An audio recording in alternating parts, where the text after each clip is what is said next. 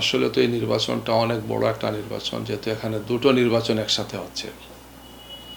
একটা হচ্ছে গণভোট, হানা গণভোট, আর একটা হচ্ছে গিয়ে জাতীয় সংসদের নির্বাচন। এইটা একটা বড় চ্যালেঞ্জ। দ্বিতীয় চ্যালেঞ্জ হচ্ছে যে এইসির কোনো এক্সপিরিয়েন্স নাই ইলেকশন করার। 3 নম্বর সবচেয়ে গুরুত্বপূর্ণ যেটা হচ্ছে যে আইনশৃঙ্খলা কাজে যারা আছেন, এরা গত ফেসিবাদ সরকারের সময় অধিকাংশই তারা রিক্রুটমেন্ট তাদের হয়েছে গিয়া, এবং এদের একটা বড় অংশই বলা যায় যে অন্যায়ের সাথে জড়িত ছিলেন, বা এদের সক্ষমতা বা এদের অনেকগুলো কথা আছে তাদের ব্যাপারে। আসলে এরা তাদের নিষ্ক্রিয়তাও একটা কারণ, বিভিন্ন ক্ষেত্রে দেখা গেছে তাদের নিষ্ক্রিয় ভূমিকা। এই সব মিলে সামনের ইলেকশনটা এখন ইসির পক্ষ থেকে এবং সরকারের পক্ষ থেকে বড় চ্যালেঞ্জ। এবং গত পরশু শেরপুরে যে ঘটনাটা ঘটেছে সেটা তো খুবই দুঃখজনক। 12 ডিসেম্বর এর আগের দিন নির্বাচনের শিডিউল ঘোষণা আছে। 12 ডিসেম্বর ওসমান হাদির শাহাদতের ঘটনা ঘটেছে ঢাকা শহরের দিনের বেলা।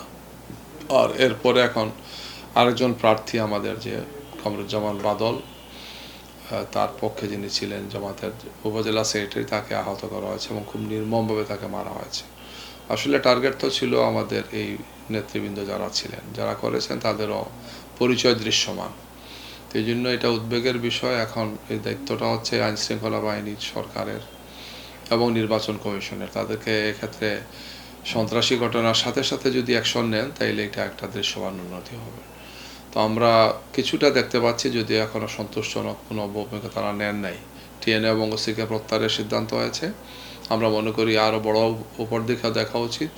একই সাথে যারা এই ঘটনাটা ঘটিয়েছে তাদেরকে আইনের আওতায় আনা, গ্রেফতার করা এবং তাদেরকে বিচারের মুখোমুখি করা।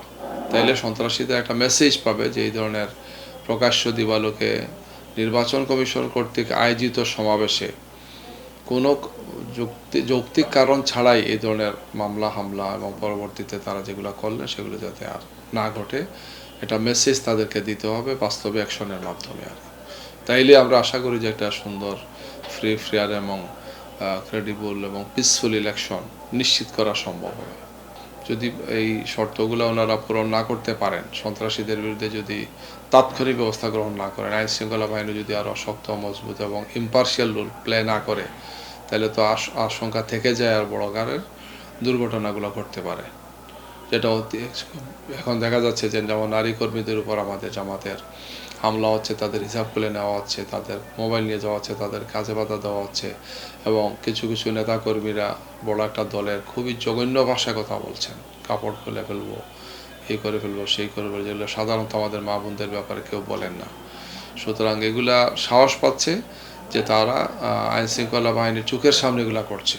সেখানে নির্বাচন কমিশন এবং আইনশৃঙ্খলা বাহিনীর দায়িত্বশীল ভূমিকা আমরা দেখছি না।